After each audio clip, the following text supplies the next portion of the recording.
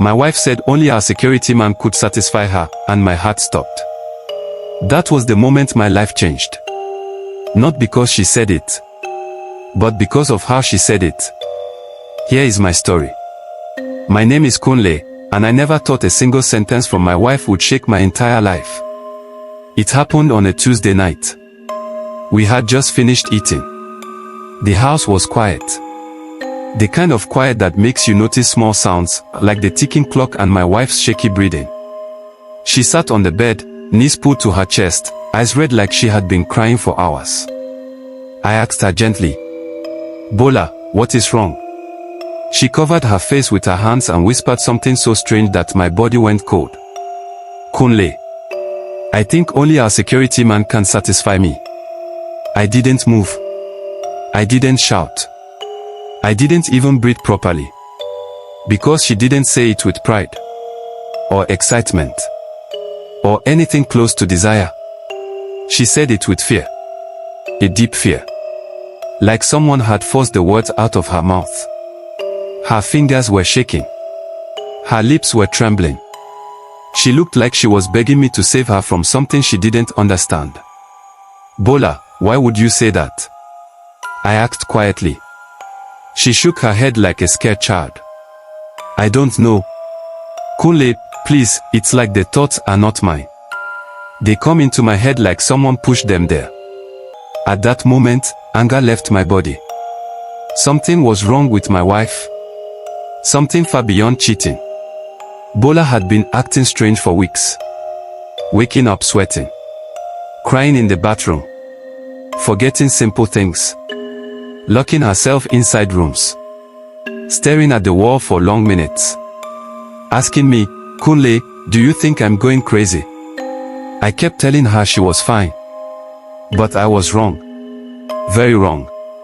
The next morning, I didn't go to work.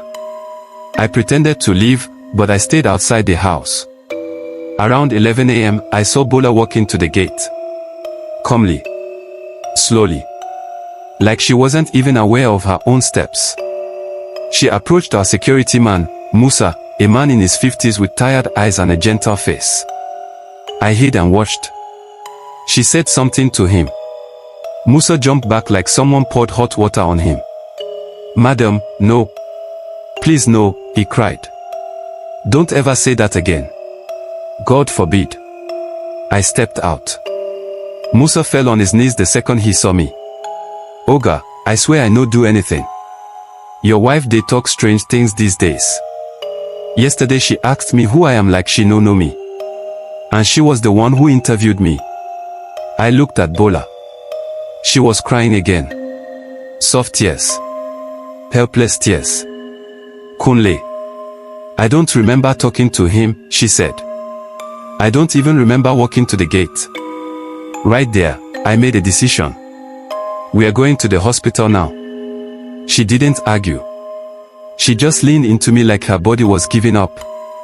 The test took the whole day. Blood tests. Brain scans.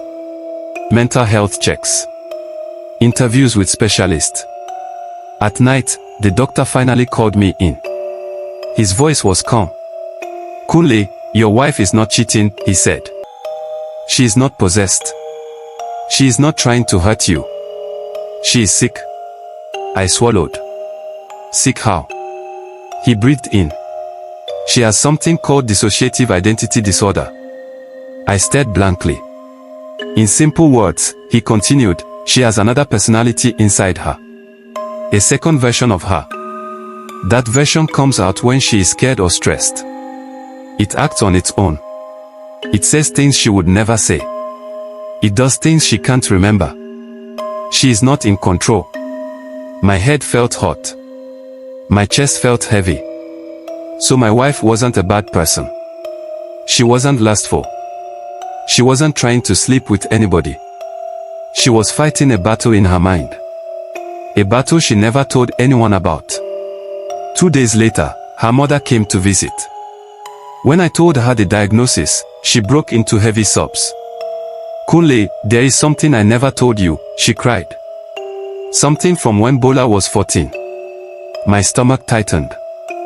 She wiped her eyes and said softly, "Our neighbor back then, the man who used to tutor her, he hurt her. He forced himself on her. She told me once, crying, and I told her to forget it. I didn't know it could destroy her like this. I felt like the room was spinning. So that was the root of her pain. Her mind created another personality to survive that moment. A protector. A shield. A broken piece that carried the trauma alone.